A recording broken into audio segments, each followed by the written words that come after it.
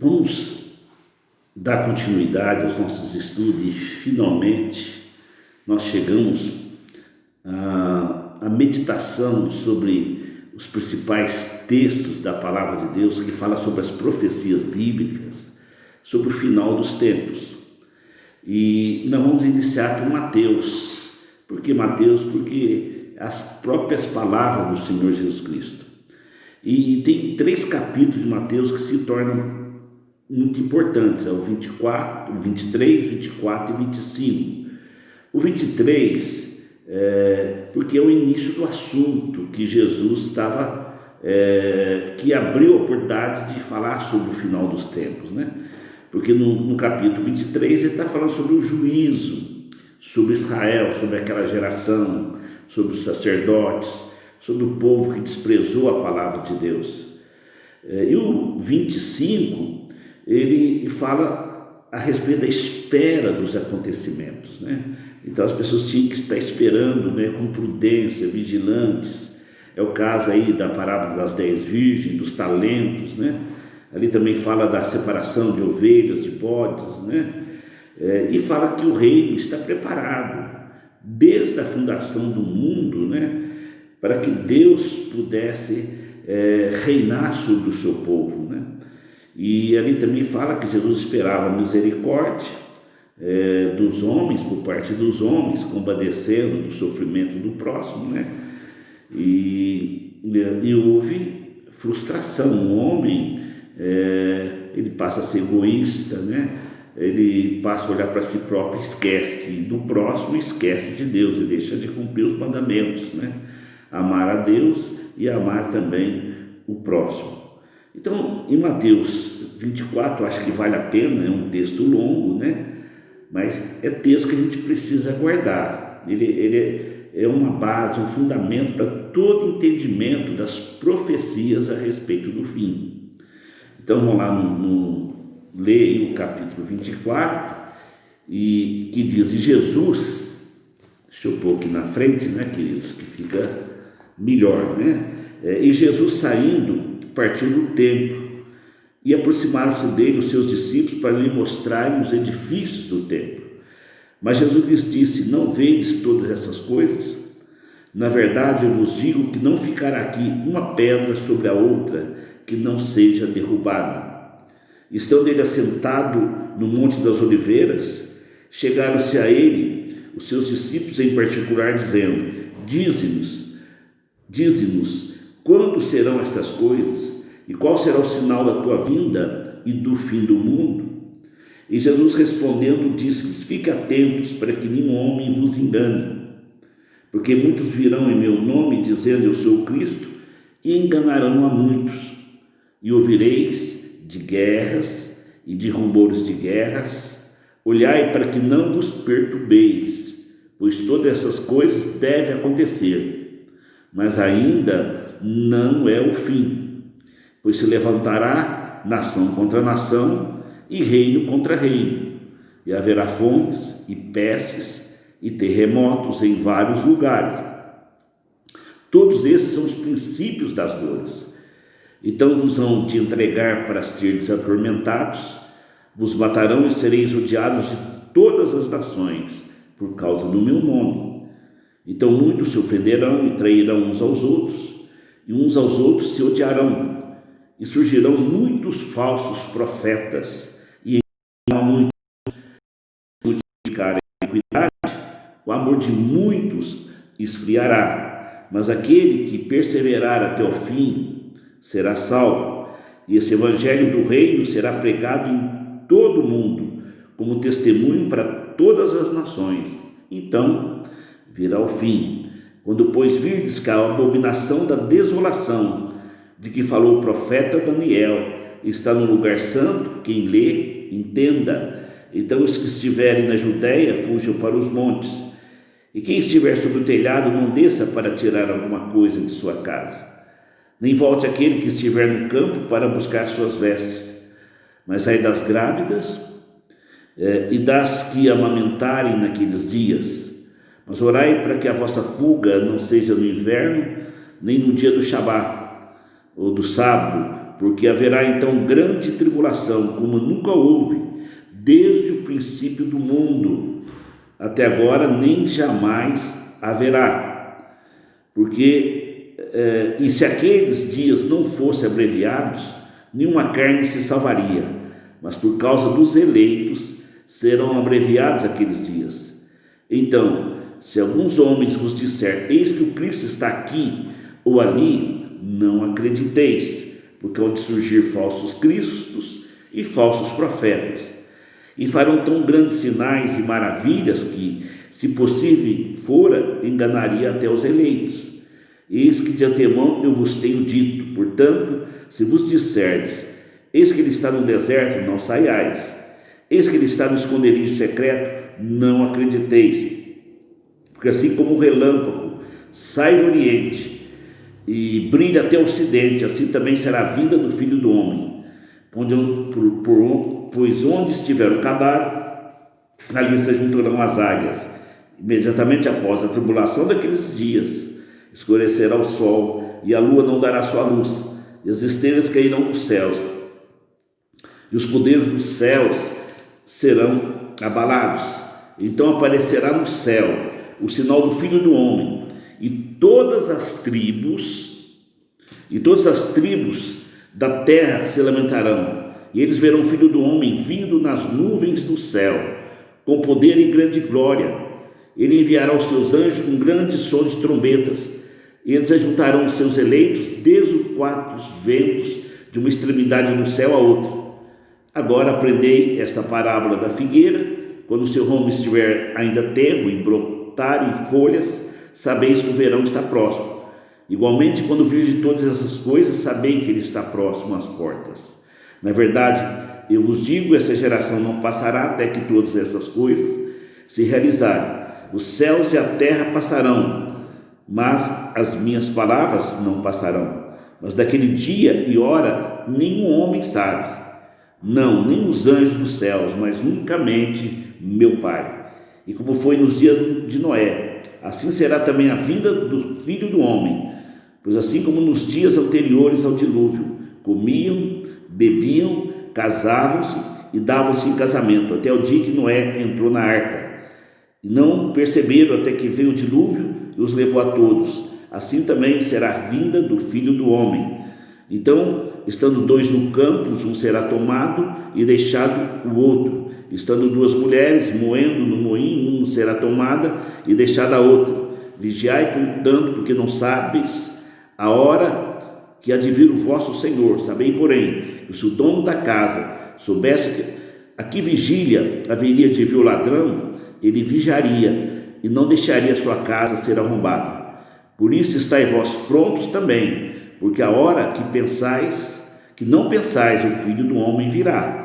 Quem é, pois, o servo fiel e prudente, a quem o Senhor vos fez governante sobre a sua casa, para dar-lhe sustento na devida estação? Bendito é aquele servo que o seu Senhor, quando vier, achar assim fazendo. Na verdade, eu vos digo que ele o fará governante sobre todos os seus bens.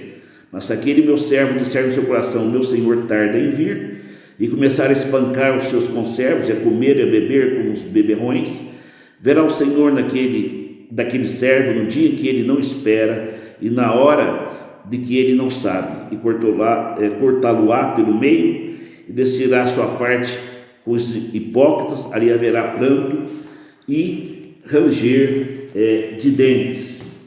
Então, amados, aqui nós podemos ver, para a gente entender aqui com muita, já dá para entender aqui aquilo que Deus fala para Israel e Deus fala para a igreja.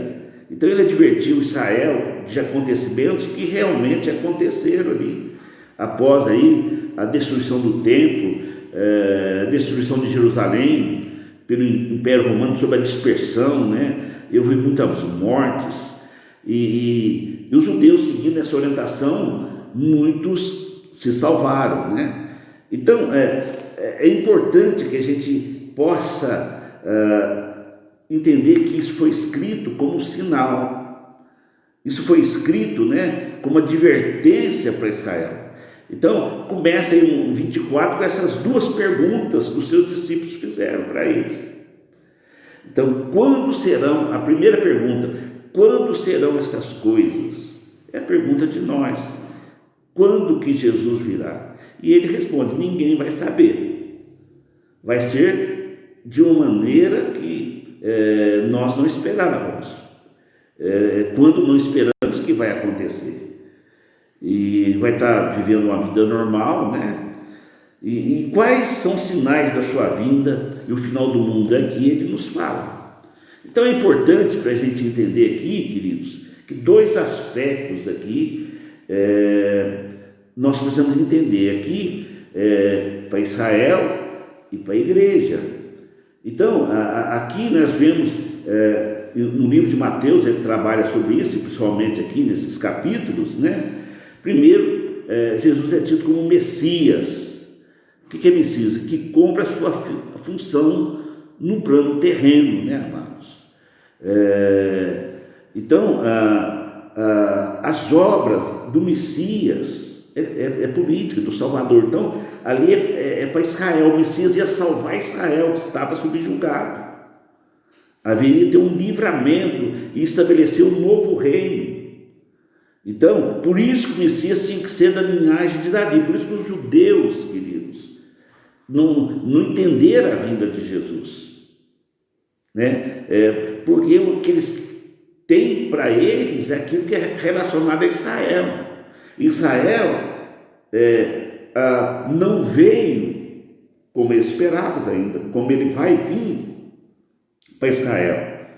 E o outro aspecto, nós podemos ver no livro de Mateus, é o Filho do Homem, né? É o Filho do Homem que aparece no mesmo Daniel 7,13. Então, amados, em oposição aos animais, né? Nós vemos que os animais que representam aí os 4 reinos. Então, amados, aqui os judeus, né? O Filho do Homem, fala aí também da descendência de Davi, eles esperam um rei, homem judeu que seja descendente de Davi. Agora, o Filho do Homem também nos fala que Deus se tornou homem, ele se humilhou sobre a forma humana. Ele é o filho da mulher que vai esmagar a cabeça de Satanás, né, amados? Então, nós precisamos entender que esse foi o segundo discurso, o último discurso de Jesus, está aqui, né? O primeiro, e foi no monte, o primeiro também foi no monte, né, amados? O sermão do monte, né? E aqui, no monte também, Deus faz seu último discurso e adverte sobre o fim, né? E foi feito quando ele saiu do templo, né? Que ele fala da destruição de Jerusalém, quando ele fala, exaltando e enaltecendo aquele templo, não vai ficar pedra sobre pedra, né? Então, nós podemos ver nesses 3 capítulos, né? Primeiro, então, Jerusalém seria destruída, mas não é o fim. O templo seria destruído, mas não é o fim. Vai ser um tempo de extrema perseguição. Outra coisa, vai surgir falsos profetas. E os sinais que os discípulos, ele deu sinais, ele atendeu a pergunta dos discípulos e falou quais os sinais que haveriam de vir, que antecederia a sua volta. E ele daria sinais para que as pessoas ficassem preparadas. E Israel, eles ficaram preparados, e a igreja também hoje. Então esses sinais são para nós. Então, aí você já vê essa diferença, né, amados? Sinais para Israel, sinais para a igreja, né? Quais os sinais que ele nos escreve? A fé de muitos haveria de esfriar. Poucos vai ter que abreviar, senão a fé vai cada vez diminuir. Será que quando eu voltar vou encontrar fé na terra? Por causa dos eleitos, ele vai ter que abreviar a sua vinda, né? Então, muitos vão abandonar a sua fé. Outra coisa importante, que o evangelho será pregado massivamente, como nunca se pregou. E nós vimos hoje na internet como é que o evangelho tem sido pregado, né? Outra coisa interessante que aqui fala, né, queridos, é que fala sobre arrebatamento. Então fala que Jesus vai vir, né, amados, como um relâmpago, né, amados, e ele vai implantar o seu reino. Então fala de quando Israel vier, né, queridos, quando Israel recebeu o seu Messias. Depois Apocalipse vai estar falando, Tessalonicenses, os livros todos vão estar falando sobre esse grandioso acontecimento, o que é o arrebatamento.